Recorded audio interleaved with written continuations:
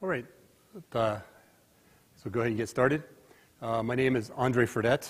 I work in the CTO office of CTO at Red Hat on networking. And I'm giving a talk today about what looks like a pretty daunting topic, the future of networking at Red Hat. So I'll cover some of what we're doing now, what we're doing kind of in the pretty near future, and then some things that we're working on out into a little bit further into the future. And just kind of warn you, or disclaimer at the beginning, some of the things I'll be talking about are things that we're looking at. You know, we keep track of a lot of things that are going on in the industry and where we need to go, and they may not make it into products.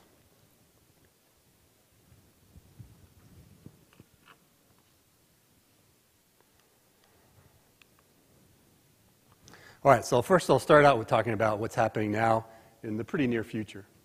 And people may not think of Red Hat as a networking company, but we really do a lot of work on networking. If you look at our overall portfolio and our goal for the unified open hybrid cloud, much of that depends on networking, the ability to connect workloads and VMs and run connect the infrastructure to the network. And much of that is in the hybrid cloud infrastructure where we do the work. And we break it down categorize it into a few different areas. First of all, physical networking. We start with RHEL as a host and endpoint. Ansible networking is a big piece of automation for the both physical and virtual network. To support the cloud environments, we do a lot of work in virtual networking. I'll talk about that, open vSwitch and OVN. And then for some more advanced cases, SDN controller. And across the board, we also work extensively with networking partners. So let me just start with RHEL. RHEL has a very feature-rich networking stack and is used extensively in very competitive environments. So nearly every Fortune 500 company, many of the major financial institutions use RHEL, and virtually all of those applications are networked. Has high security, reliability, performance, supports low latency transactions, reliable time sync, security. It's the basis for our virtualized networking and supports VPN services.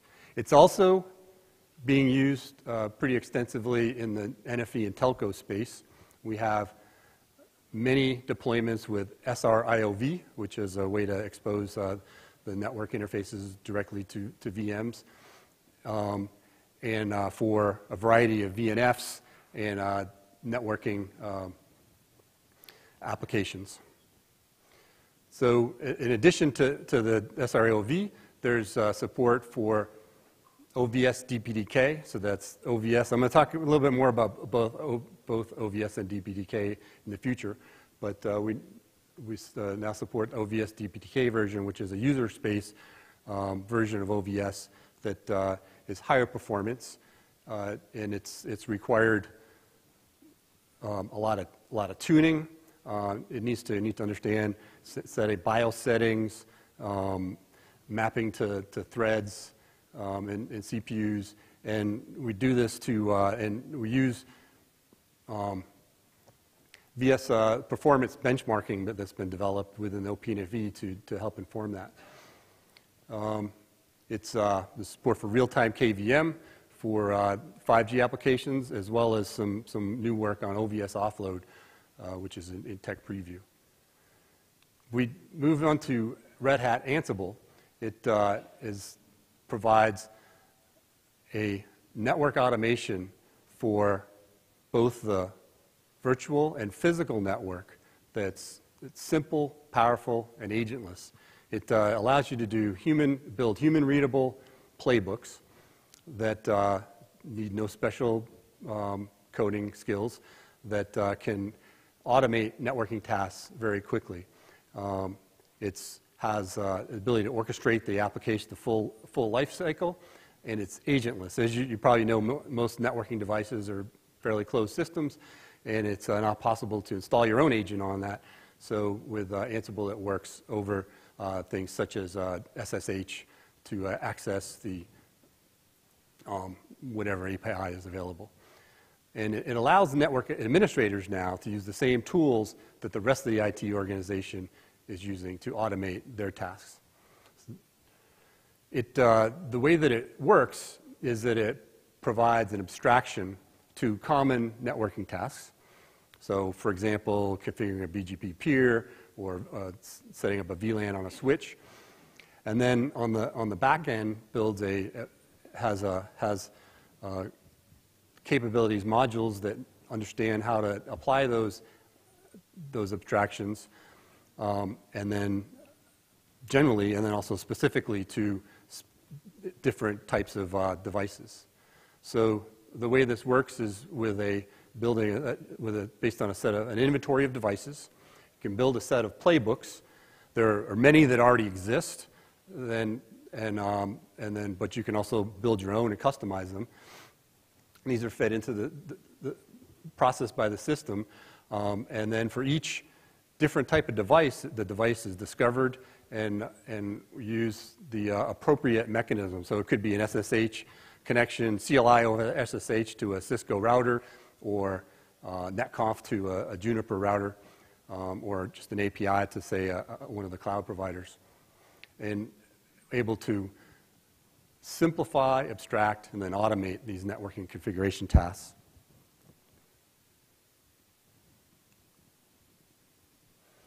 So moving into network virtualization, many of you probably don't need a primer on what network virtualization is, but I'm going to do a little one anyway, and then talk about OVS, the vSwitch. To build cloud, virtual private clouds and public clouds, initially, at least, prior to the container explosion, the effort was to really replicate the physical world in the virtual, and it provided a lot of flexibility, but virtualized servers, virtualized storage, and also virtualized networking, and tried to replicate the capabilities of the typical networks in the virtual space. And to do that, we use a software switch, a vSwitch, and the one that we use is Open vSwitch. It's probably one of the most widely used open source vSwitches in the industry. Now, that's just the switch. It doesn't do a whole lot without instructions. It has to be programmed, and we've done that in a variety of different ways, to start anyways, across the board for our different products, OpenStack, Rev, and OpenShift. SDN solutions, or solutions to configure the networking, were developed pretty much within those projects. So within OpenStack, it was an ML2, what we call the ML2 OVS plugin. So that's a Neutron plugin that talks directly to the Open vSwitches to render the network configuration required for your OpenStack deployment. Within Rev, it was worked primarily with host or physical networking directly as part of the Rev package. And then with OpenShift, an SDN solution specifically to meet the needs of OpenShift was developed within the OpenShift project. And much of this, all of this work was kind of happened independently.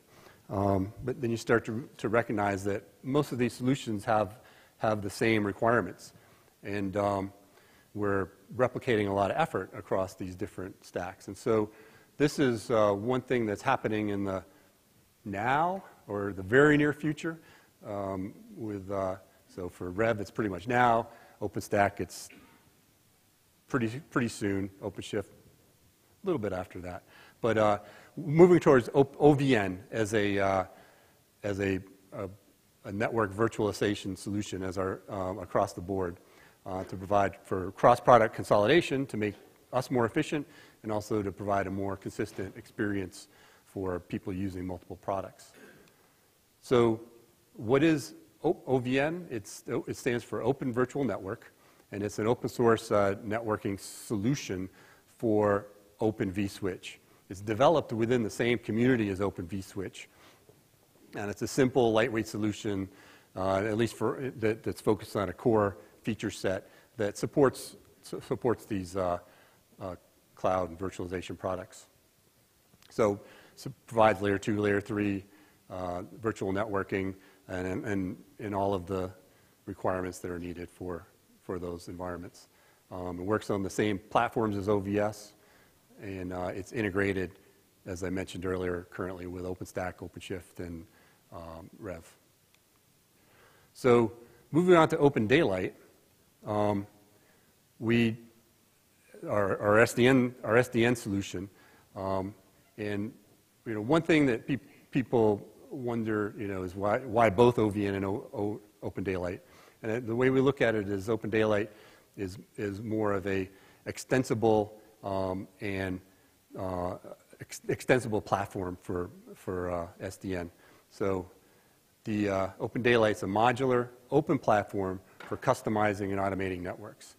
And it arose during the SDN movement with a focus on developing this open SDN controller. It's hosted on the Linux Foundation, and it allows us to bring this integrated SDN controller to Red Hat platforms. So I'll get back to when I first started on why Open Daylight. It's a open and modular platform, so it's pluggable. It has many, you can develop many applications for doing the business logic. You can develop, there's multiple plugins for talking to southbound devices, and there's a framework and a distributed model for plugging things together. So it's fully integrated with OpenStack. Our focus initially is on OpenStack and to provide for an accelerated NFV data plane use cases. We also, while that's the initial focus, we're looking to the future for the ability to manage physical devices as well as do more advanced use cases. And that's really where the power of Open Daylight lies. We do definitely want a simple, lightweight solution that works for many applications, but we also like the power and flexibility that this adds for us to attack additional use cases. So the way that it works is if you look on the left, there's it has a plugin to Open Daylight called the Networking ODL, and which communicates the neutron, the networking requirements down to Open Daylight over a REST API. Within Open Daylight is the business logic to figure out how to program the networking, and it talks to initially open vSwitch devices as well as top-of-rack switches using OVSDB. And it uses OpenFlow and OVSDB for OVS and OVSDB for the top-of-rack switches. And if you can dig into that Open Daylight a little bit, if anybody's ever looked at the Open Daylight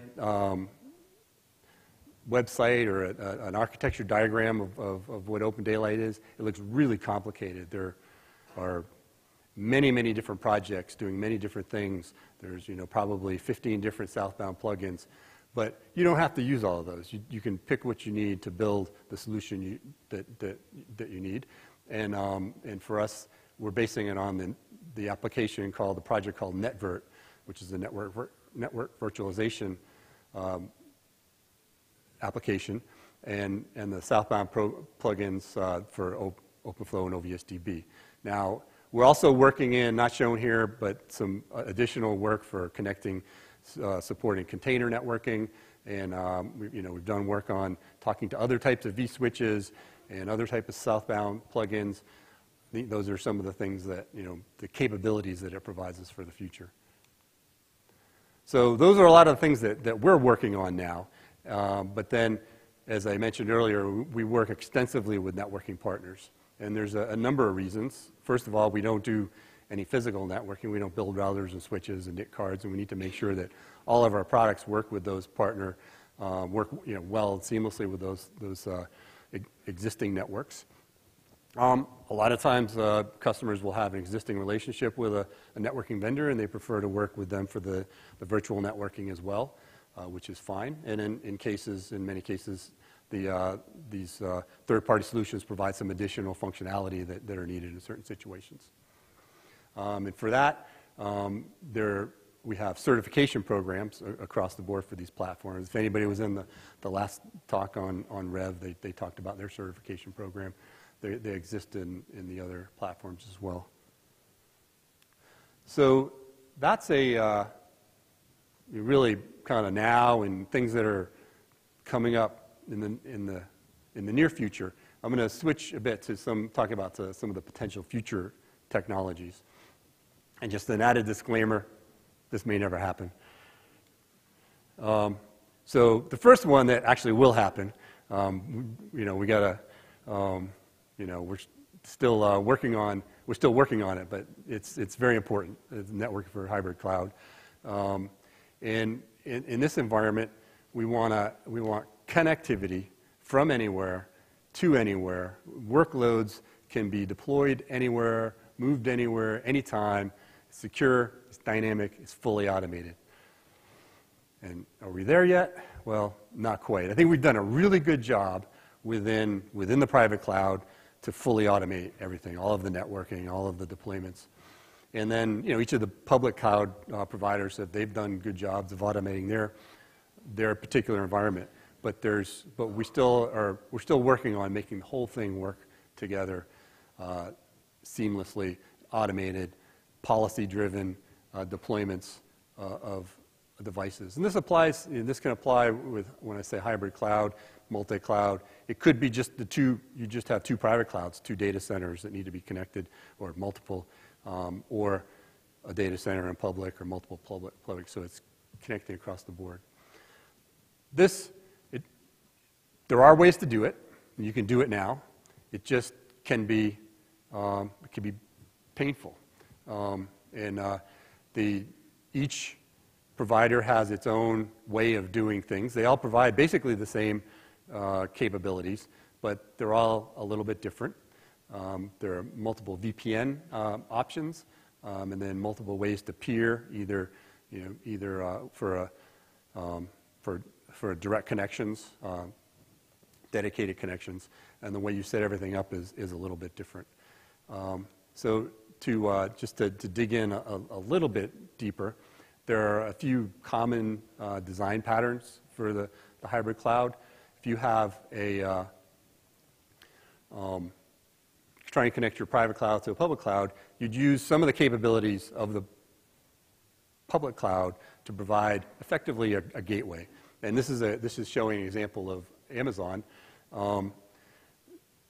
They provide a virtual private gateway, VPG, and if you have a VPC, one or more VPCs, virtual private clouds, it can be used to connect that to someplace else. It could be another instance on a different Amazon or a different cloud, or it could be back to the private cloud. And then you connect to typically a router on the side of the private cloud. And there may be load balancers and other networking devices as well. But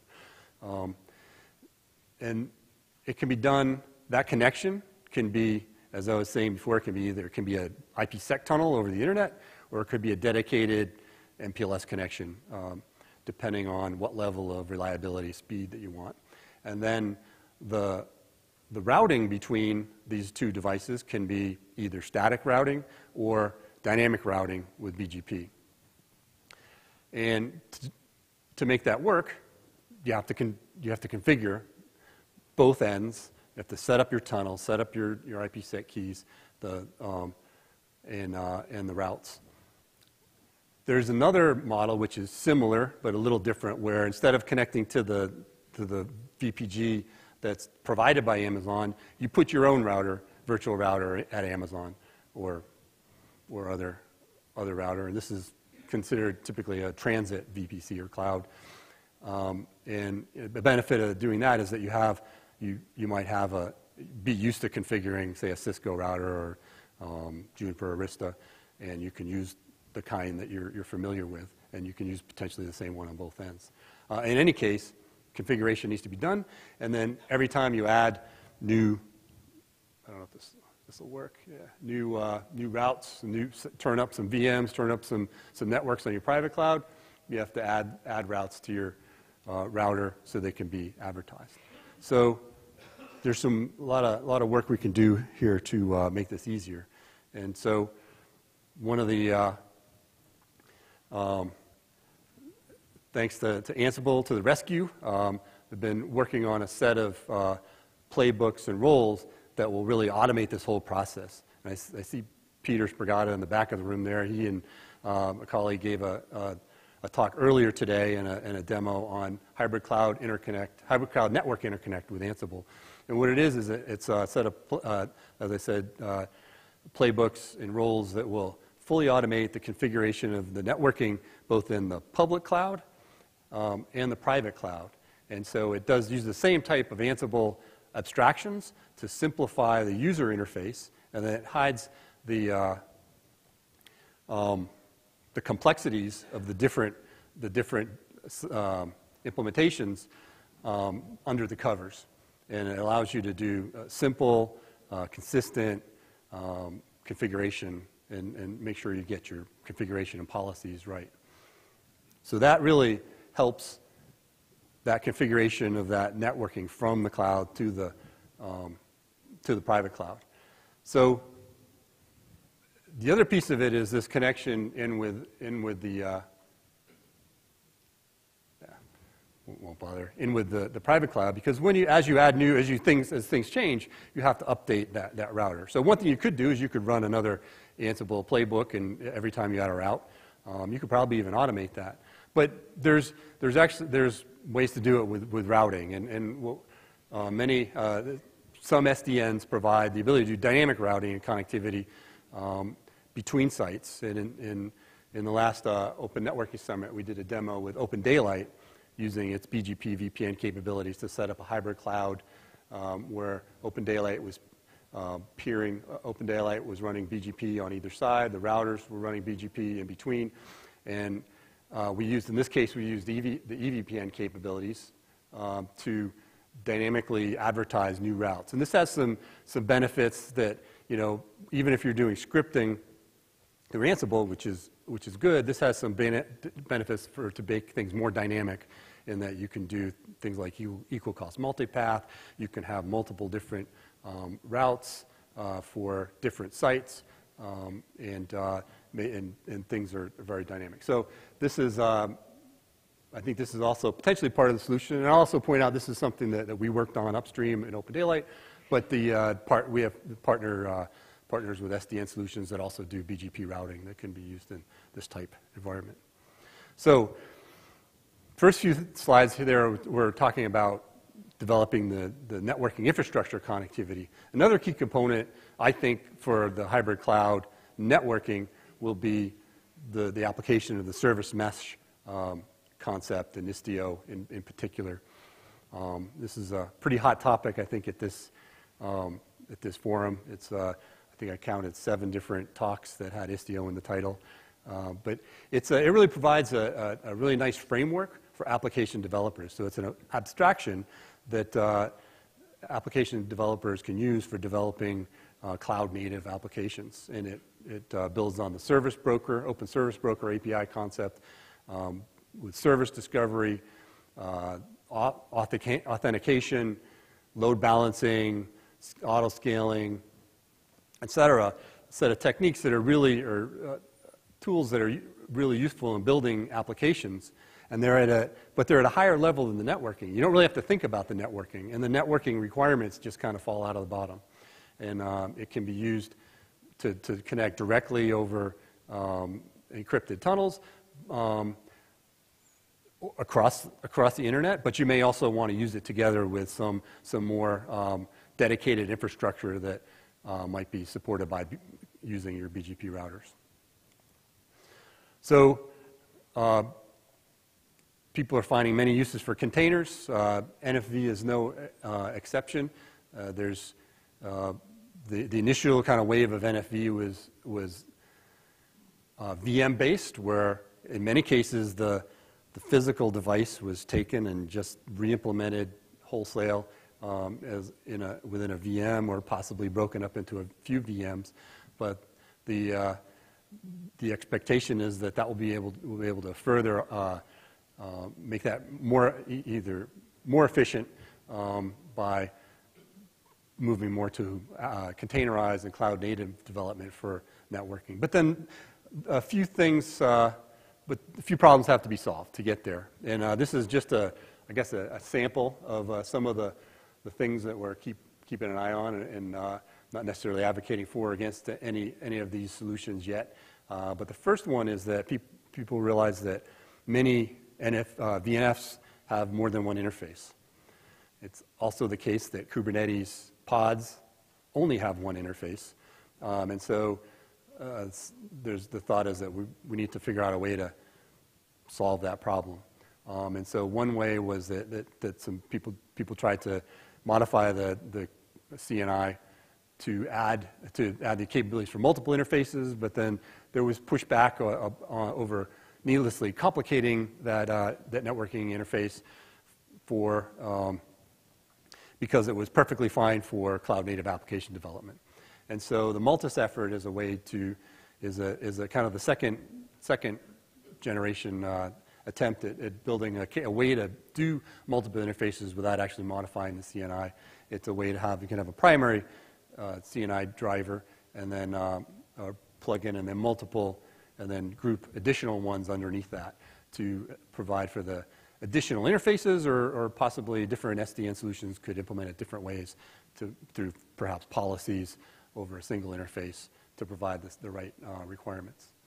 The next one is a really new effort that really the kickoff meeting just happened last week, but it's called Network Service Mesh, and it's an attempt to borrow from the service mesh concepts being used for application development and use them for via NFV and develop network services as applications that can be hooked together as needed to develop the solution. And I think it's a really interesting to relook at how we would re-implement NFV if without the constraints of the physical or even virtual devices. Another thing happening is the Kubernetes device plugins.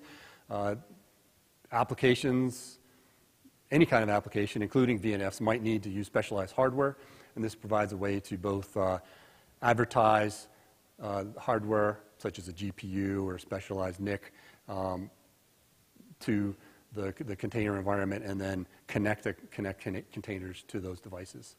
And then the last one is a project called Legato that provides a platform. I think of it as a SDK for VNFs. It's based on VPP, which we haven't talked about yet, but that's a high-performance virtual switch. And it provides this, as I said, kind of a development environment with the networking and a way to connect it together.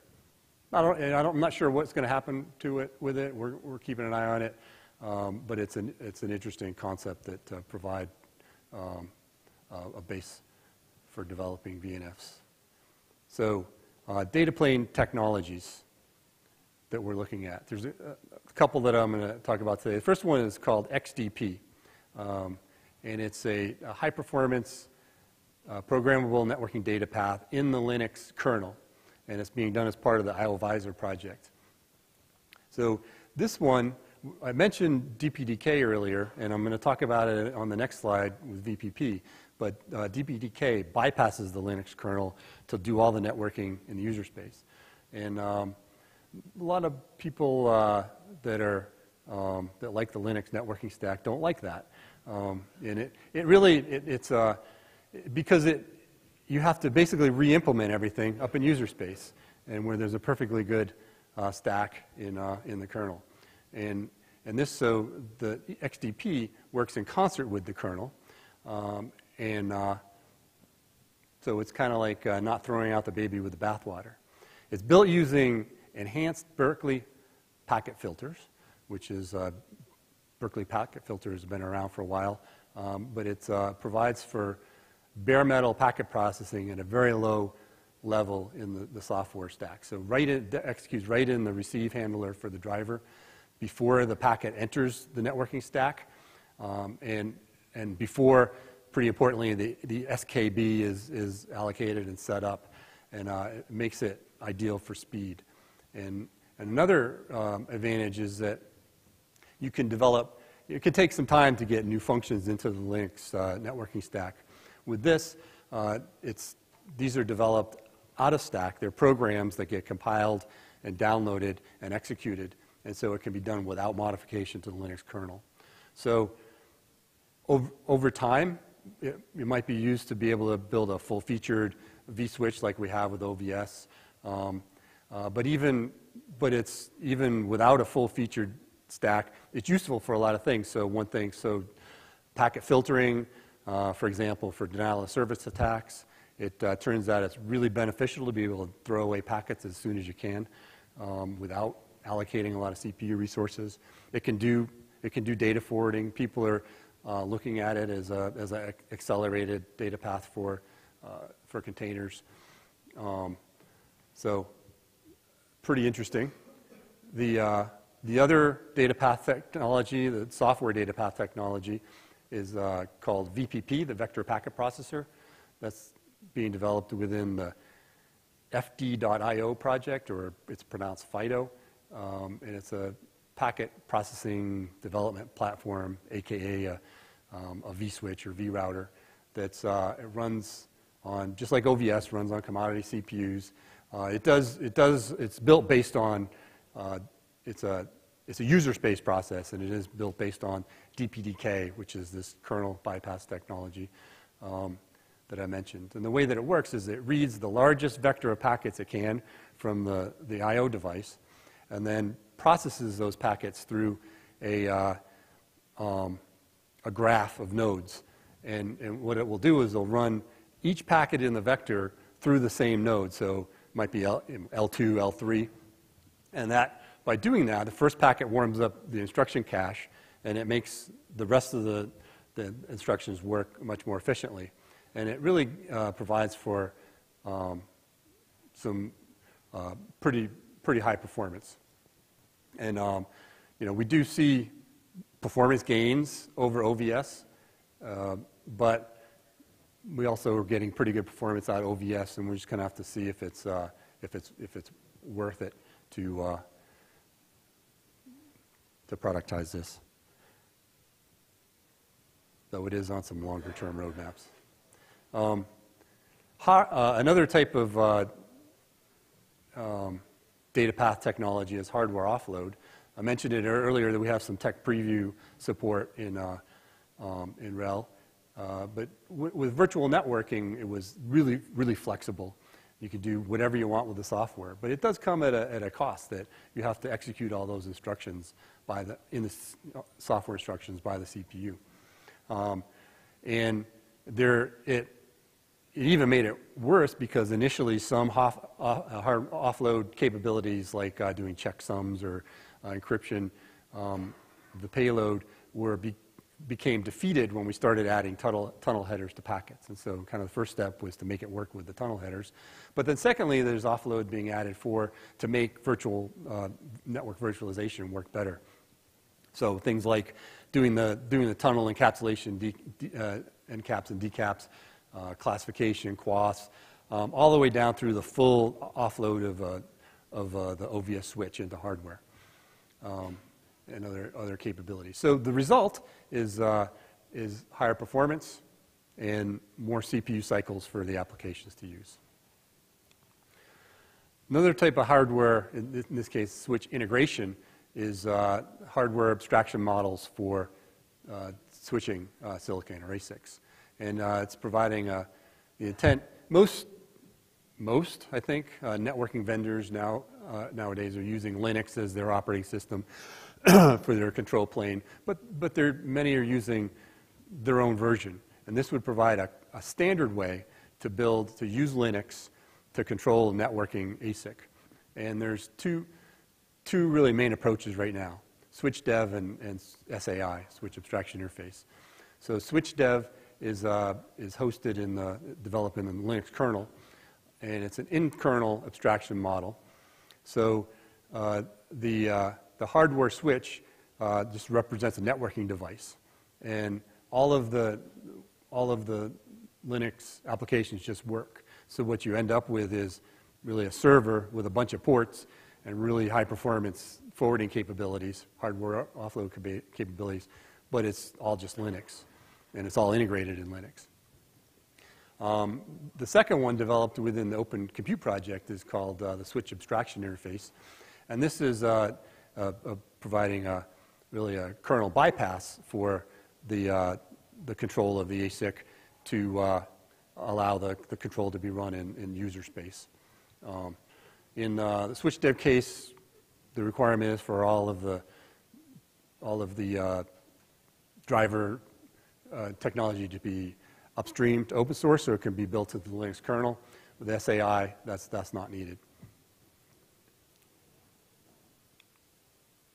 All right. Now, last but not least, when talking about some work on network analysis, this virtual networking can get pretty complicated, and sometimes we need help to understand what's going on and to troubleshoot, debug things. And this is an interesting project called Skydive. It's an application that will allow you to visualize your network. It works with open vSwitches and some hardware devices, but it monitors the information to figure out how things are connected, monitors the traffic, provides both live and historical analysis. It, as I mentioned, supports open vSwitch, and it can also map to the OpenStack and Kubernetes. And so these are just a couple screenshots of like a picture of a network topology and some network data. There's some other capabilities for doing things like injecting packets for debugging. That's I think will be a very useful technology we'll continue to work on. All right. So I have here at the end of the presentation, this should be uploaded somewhere, a bunch of links to most of the technology that I talked about, or at least to the kind of landing pages. I see people taking a picture. I'll give you a second. That's I'm going to end it there. I think that we have a lot of exciting work going on in networking at Red Hat and in open source in general, and so it's pretty interesting to see where it's going to be going. All right, well, thank you very much.